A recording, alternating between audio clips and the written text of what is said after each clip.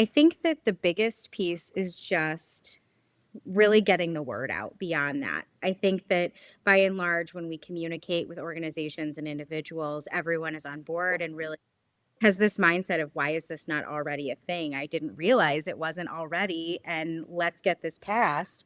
And our issue is really spreading the word and having people like share, talk about it, engage with their doctors, talk about it with, their pharmacists. If they have friends that are in the industry, have conversations. That's really kind of where we're at and making sure that we're sharing it as much as possible.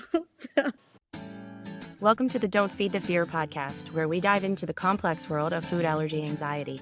I'm your host, Dr. Amanda Whitehouse, food allergy anxiety psychologist and food allergy mom. Whether you're dealing with allergies yourself or supporting someone who is, join us for an empathetic and informative journey toward food allergy calm and confidence. Today's conversation is such an important one.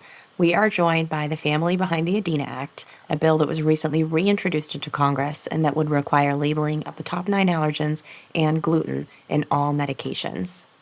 This is Jen and her daughter, whom the bill is named after, ADINA. And the title of the bill, ADINA, stands for Allergen Disclosure and Non-Food Articles Act. The ADINA Act would require all medications, prescription and over-the-counter, to clearly label any ingredients that are major food allergens or that are derived from gluten-containing grains. This legislation is crucial for enhancing transparency and safety for individuals with food allergies, as many medications contain allergens that aren't currently disclosed on the labels. Many people don't realize that the laws for food allergy labeling don't apply to medications, and it's so important that we change this.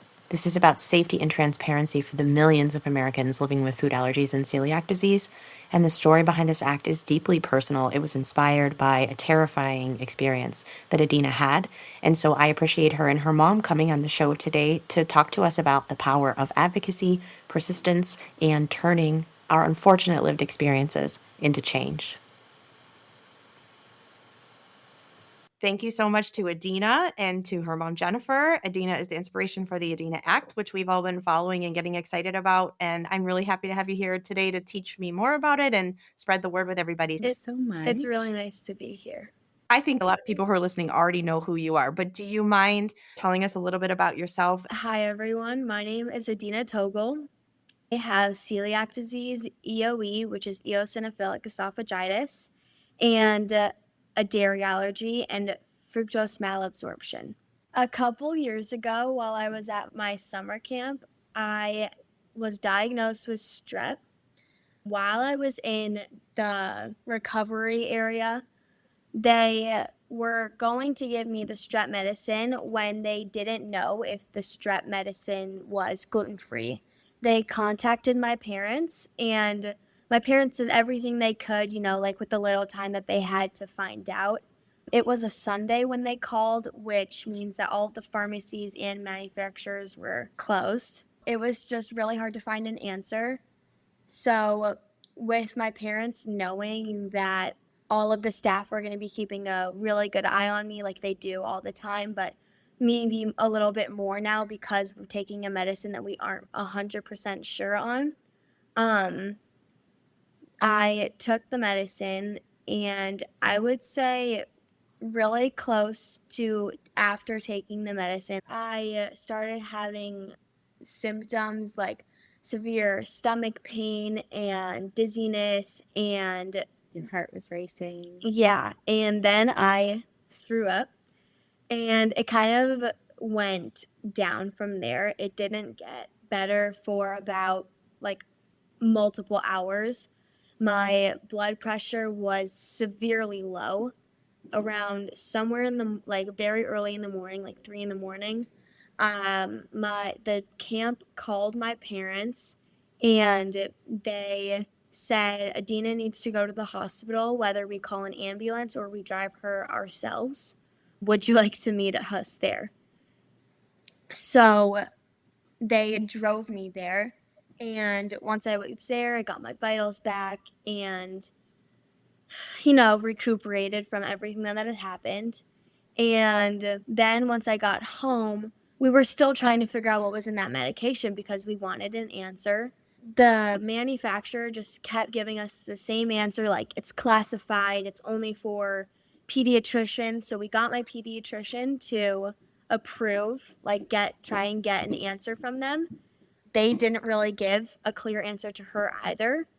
And so we noticed that this was a really big trend that had been happening a lot, especially in our in past years with us and so many other families. So we decided to take action and we emailed Representative Dean Phillips' office to ask to schedule a meeting to talk about this, to find a solution so that this doesn't have to happen anymore, because it really adds so much stress onto families and children themselves, maybe taking a medication they don't know is safe and not being able to find an answer, and just the manufacturers not being cooperative at all and not being able to give a good answer. So we finally got a meeting with Dean Phillips' office, and they helped us find a solution, a rough draft that they were going to try and fit my name into it, and it ended up being the ADINA Act, the Allergen Disclosure and Non-Food Articles Act. It was really great once we heard about that. We took immediate action. We started finding co-sponsors to add, so we were reaching out on all of the different groups on social media to have them talk to their state representatives and have them jump aboard. We joined FAIR's Courage for Congress, and we went on the Capitol with hundreds of other people in the community and lobbied for not only the ADINA Act, but others too. The ADINA Act was mentioned at almost every single meeting, which is great. We got so many co-sponsors in just that day, which was such an amazing leap. And now that the new congressional session is in session, Right. the ADINA Act has been reintroduced and is now awaiting more co-sponsors. Wonderful. So it's a long road. You can have your guesses, I assume, but you never were able to get a straight answer about what was in the medication that you took that caused the obvious response that you had. Yeah. So from the parent perspective of that story is we did get a call. It was the weekend, like Adina had mentioned, we had done everything we could on our end to try and verify the safety of the medication, because the camp does an incredible job at making sure to ensure safety, making sure that they're working with us, diligently reviewing not only what she does, but what she eats, how she interacts with others, what could have caused issues, because there have been circumstances where she got cross contaminated without ingesting anything. I mean, Mhm. there were some pretty unique experiences that result in a cross contact.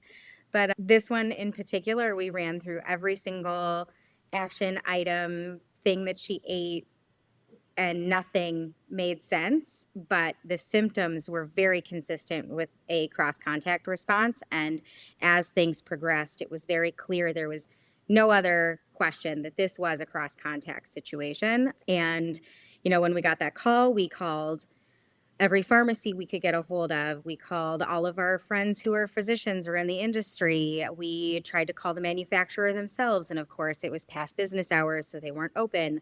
We made every single phone call and effort we could. We Googled every single ingredient, but the answers received were varying at best and Mhm. never really identified what is the source of this. It could be corn, or it could be dairy, or it could be nothing. We don't know. So Mhm. at that moment, we kind of had to make the choice of, do we let her take the medication and have them watch her like a hawk, or do we risk not having her have medication, her strep throat advancing, and being in a position before knowing how long it can take to get an answer.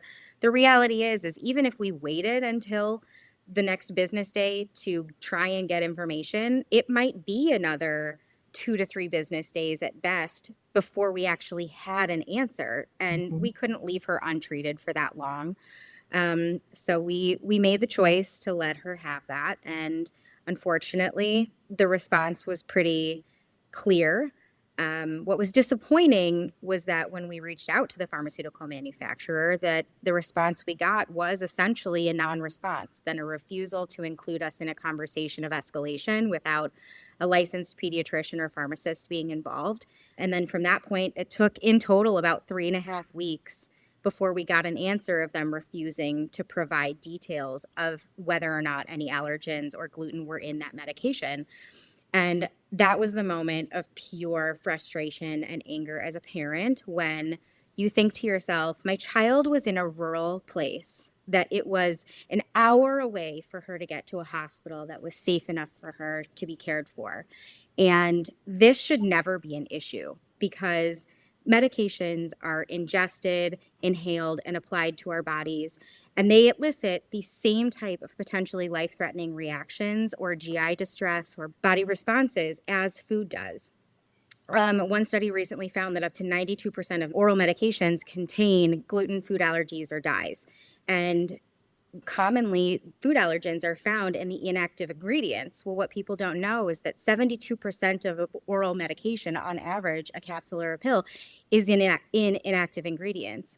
And of the upwards of 1,000 different inactive ingredients used in medications today, 38 of those ingredients are documented to cause allergic reactions in sensitive individual populations. So the fact that this is a known issue, and there are very clearly real life cases where this is a response, not just to ADINA, but we receive multiple comments from people who have had similar cross contact reactions or responses from gluten or other allergens, that this information should be readily accessible 24/7. I shouldn't have to wait on hold, escalate to a manager, include a pharmacist, include a pediatrician. And if you're, a parent or a caregiver trying to do this round robin of medication, or God forbid, in a life-saving emergency situation where you need medication, it should be available. I don't care if it's a QR code, a website, something printed on the bottle. It should be there just like it is on food. If I can pick up a bag of chips and it says contains soy, contains wheat, contains milk, it should say the same thing on medication. We're not looking for proprietary information. We just want access to the basics. Yeah, everyone did everything right to protect Adina and keep her safe, and yet you did not have and could not get all the information necessary. Nobody should sit there with a child's health in their hands weighing, well, what's worse, letting her be sick with strep, which obviously can lead to complications very quickly, or risking the chance this could be in here. It's horrible, and it should never be a decision that anyone has to make for a child or an adult for that matter. Yeah. I mean, that was one of the most terrifying phone calls I've ever received in my life. It was, I will never forget getting that 2 a.m. call and the person on the other end simply saying, her heart rate has dropped. She's no longer medically stable enough to remain at camp. The hospital I want her to go to is an hour away. Do you want us to drive her or call an ambulance? It wasn't if she was going to the emergency room. It was, how is she getting there? My poor husband, I mean, we joke about it now, but I was halfway down the driveway before I realized I didn't have shoes on, and I hadn't even told my husband. Oh, no. Just grabbed the keys. The mom in and action. he heard the door when I came back in. He was like, where are you going? I'm like, camp, call me. Bye. Don't have time to wait for you. Yeah. Wow. Wow. It was a pretty scary situation. And, the following only reinforced that it was that medication, not the medication, because Adina had strep throat, and the typical medication for that is amoxicillin, and amoxicillin is known to cause some tummy troubles and adverse reactions in those responses, but this was far beyond what was a traditional response from that. And once she stopped taking that medication and her body recovered with all the things that were needed, we worked with her pediatrician to find a medication that was confirmed safe of her allergens, and she immediately went back on it without any issues. And that only further reinforced that it wasn't the medication, it was that medication. And we make sure to send it every year. Yeah. I bet. Just in case. And now camp won't give her any medication justifiably. They're like, you need Right. to send all of her medication, including. Which is only fair. Well, for your safety, for your sake. They want that. I don't blame them at all. But, that experience really taught us that it's not just about our need, that there are so many other families and individuals out there struggling with the same lack of access to information. And beyond that, not having the labels on medication impacts availability of some medication or even coverage of medication. Things like I never even thought about. For example, if you're looking for a medication and you need it to be dairy free, well, if the pharmacy doesn't carry that, sometimes you're out of luck and you can't get it, or you have to pay for it out of pocket because the one you picked up from the pharmacist, you call the manufacturer and find out it didn't actually not contain your allergens, or it wasn't the best choice for you, and your you know prescriber kind of says, well, that's what your insurance will cover and we can't do anything else. Beyond Hmm. that, there's the consideration of who knows how many adverse reactions have been reported, but were actually based in the foundation of an allergic response rather than a medication response. Right. And many parents, especially if you're newer to allergy life, and it sounds like you've had some very interesting experiences. We have in my house too, but it takes some time to build that knowledge. When I was a new allergy mom, I wouldn't suspect that. I would never think my child's medication could be causing an allergic reaction. So I see what you mean. People might think it's an adverse reaction and never even suspect that the Yeah. medication was unsafe for the allergies. That, and prescribers can't even identify it as a potential reason for an adverse reaction because they don't know what's in it either. Mhm. Right, and they're not allowed to. I specialize with this in my private practice. I never share anything from my clients, obviously publicly, unless it's happened to many people, and I can tell you that many of my clients have had, especially with the dairy, you mentioned the stats, that's one of the common ones that's included, people with dairy allergies getting a prescription, including from their allergist that has it in it. How can they stop it if they don't have the information, right? Yeah. Like, it's just a recipe for scary stuff to happen. Yeah. And there are so many factors included in that, even beyond just the simple allergens themselves. For example, 75% of the world is lactose intolerant, right? Well, nearly half of all medications contain a small but cumulative amount of lactose. And a patient, for example, suffering from hypertension and high cholesterol may be on a daily regimen of three pretty standard medications that combine up to 1 milligram of lactose, which is the equivalent of a shot glass of milk.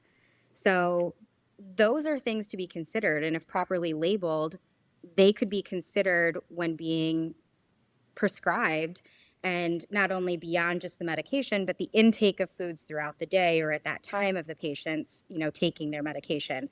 There are so many different layered things to consider, and why the ADINA Act is so important, not only just to the food allergy community, but the celiac community and EOE community, the alpha-gal community. And the foundation behind the ADINA Act is that it's not solely focused on one. So it really pulls together the entire community as a whole, and together our voice is much louder. Yeah. Well, thank you for starting that. And Adina, I'm sorry you had to go through something so scary for that to be the inspiration. I can't imagine what it was like for you to be at camp so far away from your parents and get so sick and have to be rushed to the hospital. Yeah, it was really tough, especially when I was taking the medication, knowing that there wasn't a firm answer on it, and I had a gut feeling that I knew this was gonna happen. It just doesn't happen often that it just goes by perfectly.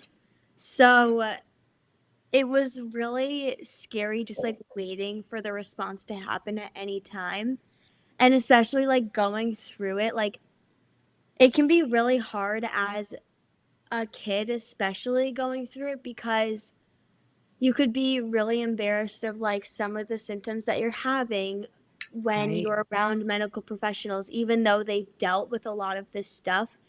It can just be really hard, like not being around your family when it's happening, or even your friends that you feel comforted by, especially since I go to a summer camp.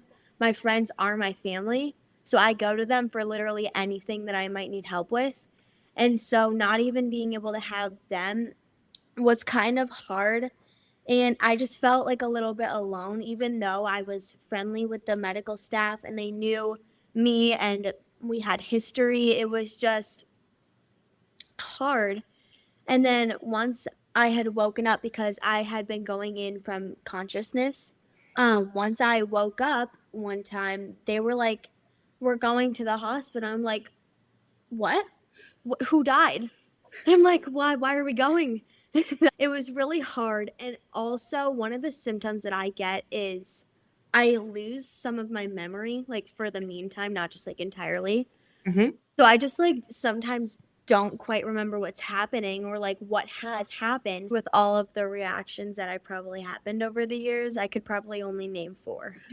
It's okay if you don't want to talk about it, but I felt like you would be a good person to try to explain to people what is it like to have not just this, but a handful, unfortunately, of scary things like this happen and then just marching on, go back to camp the next year and take medicine when you get strep again and just keep going forward after you've had these awful things happen to you. Yeah, I'd love to. So I like to think of myself as just a really happy person all the time because when I know so many things have happened to me, how my brain works is I kind of just push it to the side and think about it later, which I know is not very healthy, but it's a way for me Can to be helpful. process everything that's happened. And I just think that having a positive mindset is the biggest thing because if you go in knowing that like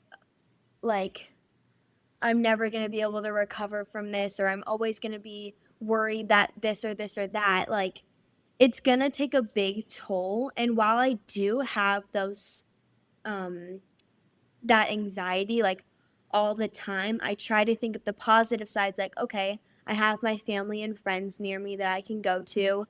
I'm not alone, so I'm not going through this alone. If I need someone to talk to, I have my doctors with any concerns. I always have my medicine near me in case I need anything.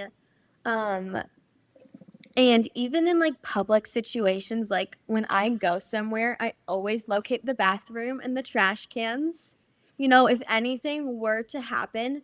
So just like knowing that you have a place to go or a person to go to is really nice, especially as a kid. Like I have so much family and community around me. Like after going to some of the fair summits, I have met so many friends that go through the same thing I do. And it's just so great to know that there are more people out there like me. And I don't feel alone like I did a couple of years ago. I did a school project, and my topic was um, people ignoring their allergies, celiac, how it affects children's mental health. And it was a large majority of people. And I think that if you just ignore it, it'll only make it worse. And if you think that ignoring it is going to make like your life better because you just don't want to be thinking about your allergies, you want to blend in with everyone else, and especially being a teenager when you're older and not younger, you have to think about it on your own personal level because you don't always have your parents near you if you're going out with your friends or you're just out and about. It's it can be a lot. And so just like, having your resources, making sure everything around you, still like having that anxiety, but not ignoring it is really good because you don't want to ignore it if you want to still be safe. And especially if you have dietary restrictions that impact your life so much when you get sick. Um, Also having a willingness to talk to your yeah. therapist. So is it okay if I share? Sure. Yeah. So Adina does have a therapist that she sees regularly, and part of that is managing her mental health in regards to her food anxiety and things related to her responses and reactions and, the very real trauma that's caused from having responses from her celiac and food allergies.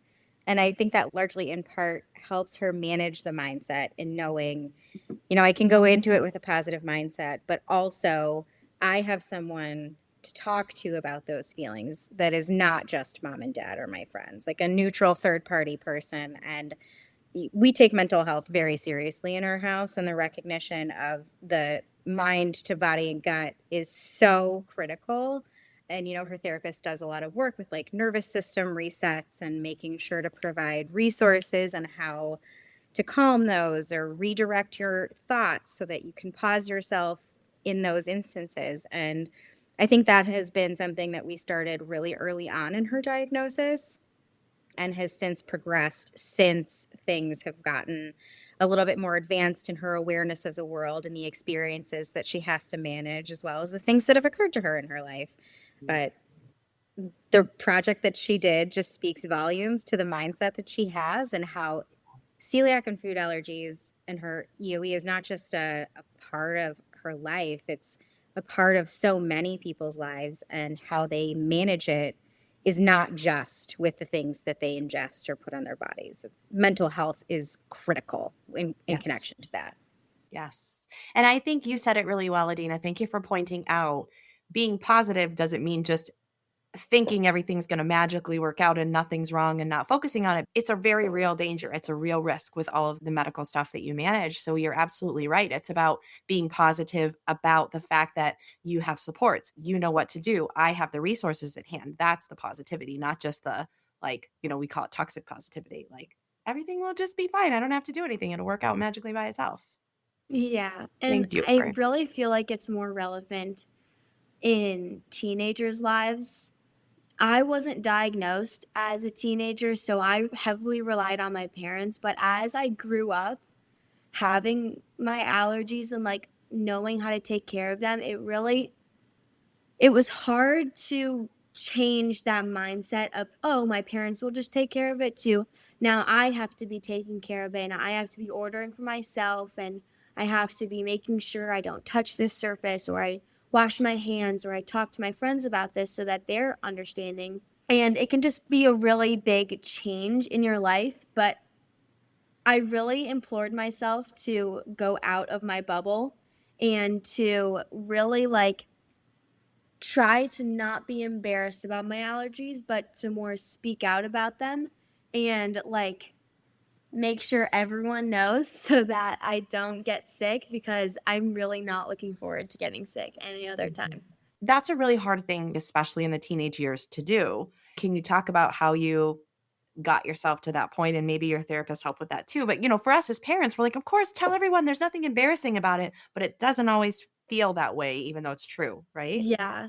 My parents helped me a lot to be this outgoing with my allergies. When I was younger, like 9 or 10 or 8, they had me order for myself, or they had me at least start with sharing my allergies to the like point that I knew how to, and then they would sub in, or then after would give me tips on like, next time make sure you say you have a dairy allergy and make sure you say cross contamination matters, because every little thing you say plays into how the chefs make your food, how your friends act around you. Like it really makes it really does a lot more than one may think it does.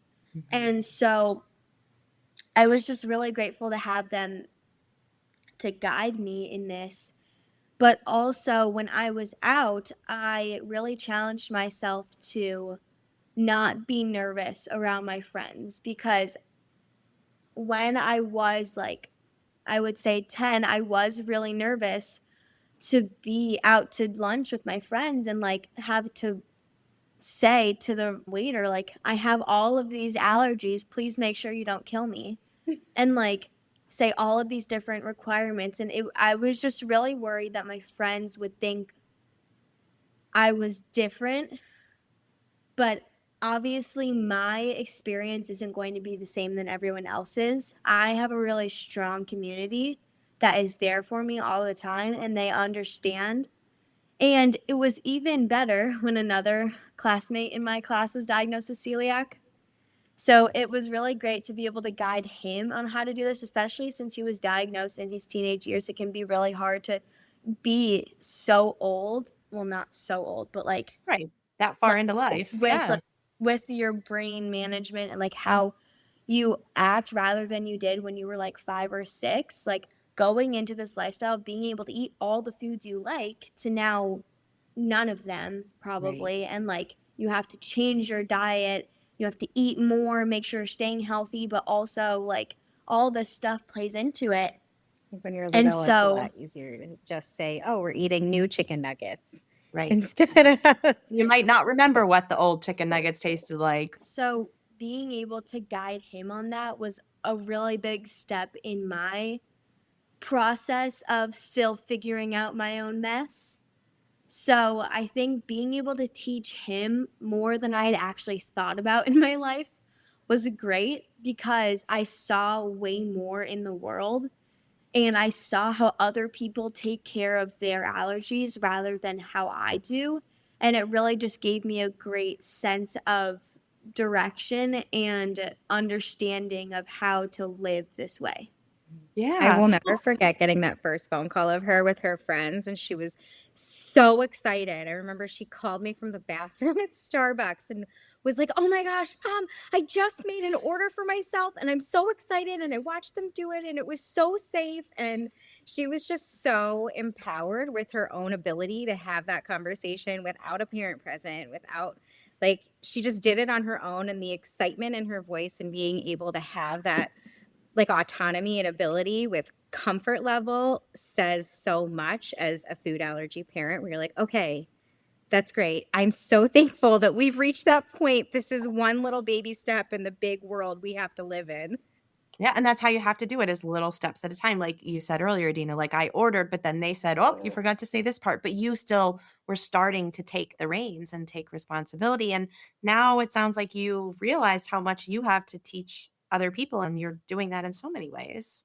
Yeah. I also went on a school trip, and being away from my parents for so long was one, a gigantic leap in my allergen life because I now had to, when I was ordering out, had to make sure I watched them so precisely. I was like, oh, what questions do mom and dad ask? What things do they look out for before I eat my food? And like make sure I see all these things like, oh, does this look like dairy? Does this look like a little bit of onion on there that I can't have? Like it was just really, while it was overwhelming, it was so amazing and just genuinely so exciting to be able to order out for myself like that.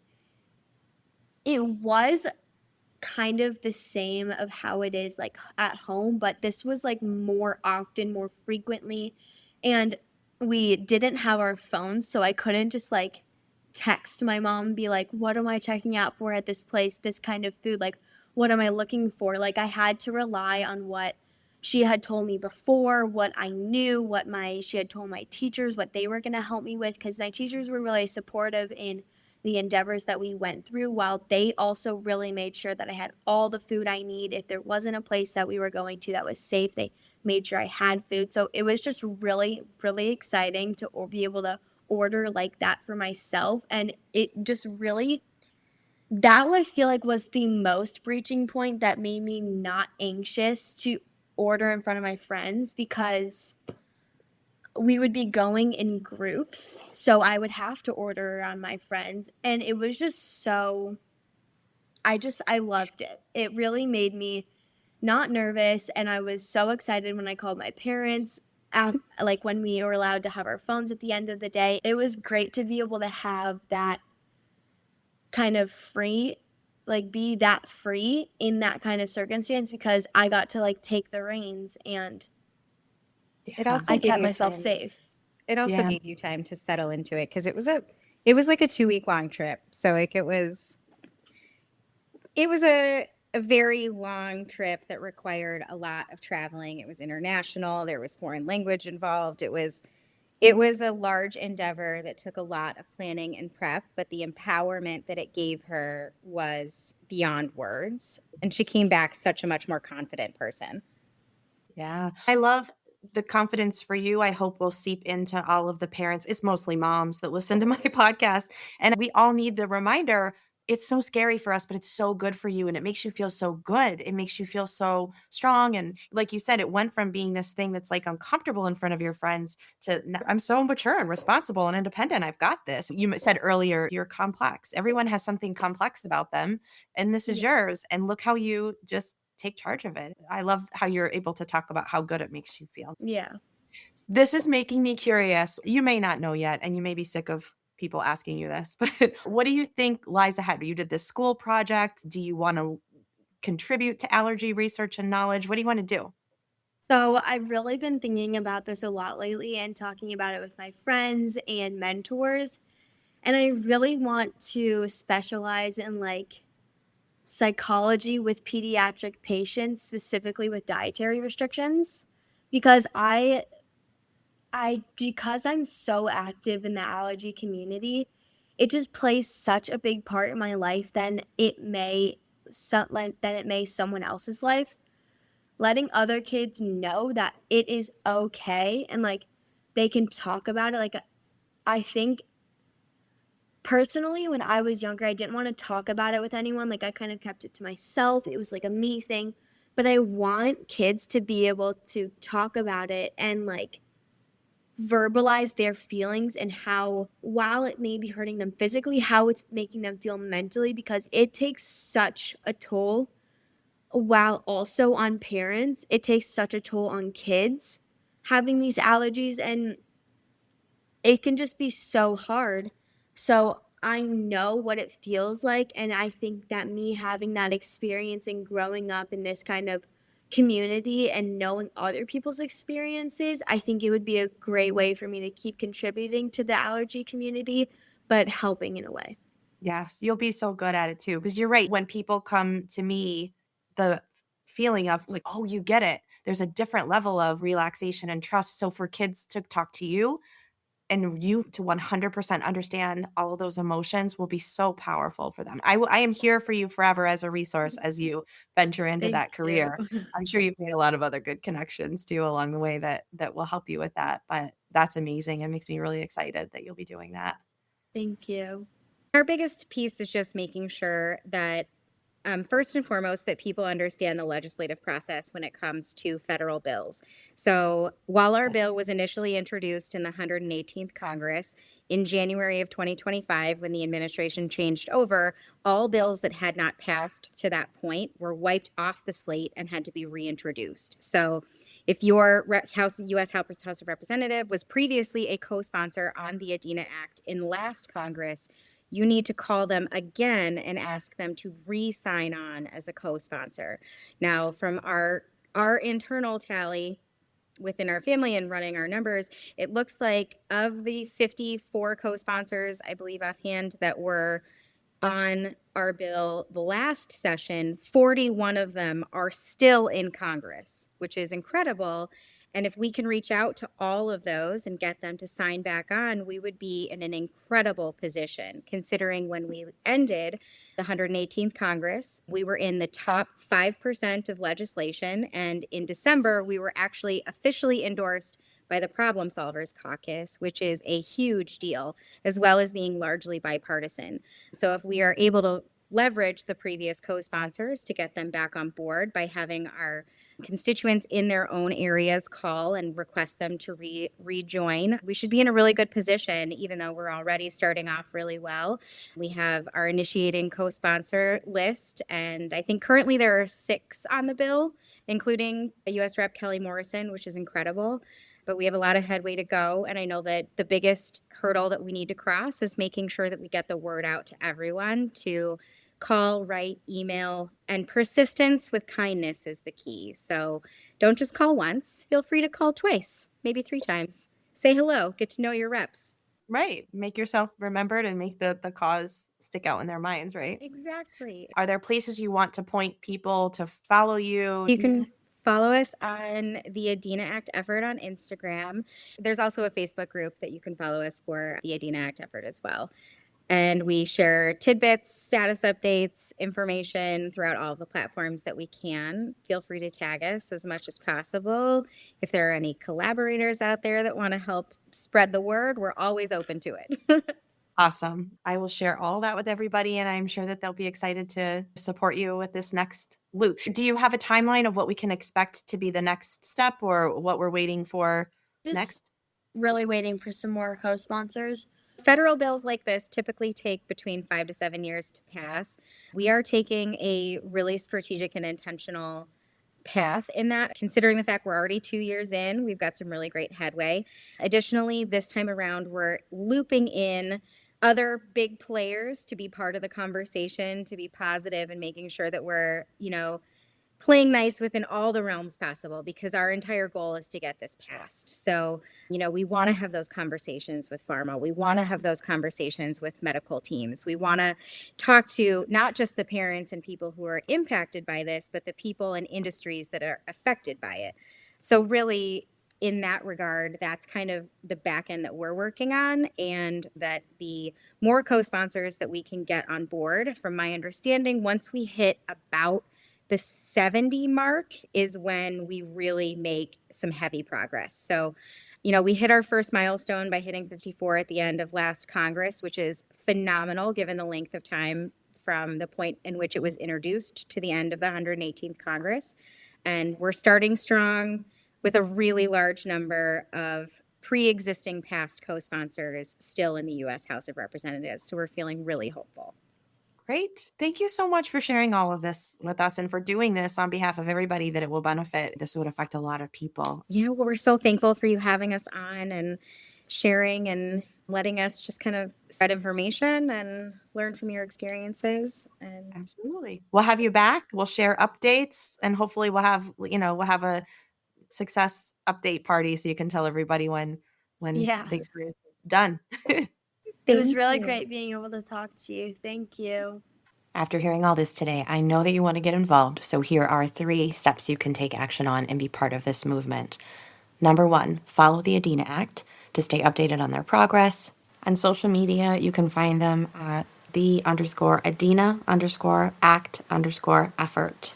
And their website is adinaact.com. You will find a sample letter that you can use to take step number 2 and reach out to your members of Congress. I'll put those links in the show notes. A quick email or a phone call can really make an impact. And number 3, share the information with other people that you know care about individuals living with food allergies and with celiac disease. Share this episode, share all of the content that the ADINA Act family is posting online, share the website, get the word out. Well, I'll keep supporting ADINA and her family to make big changes that will make medication labeling safer for everyone.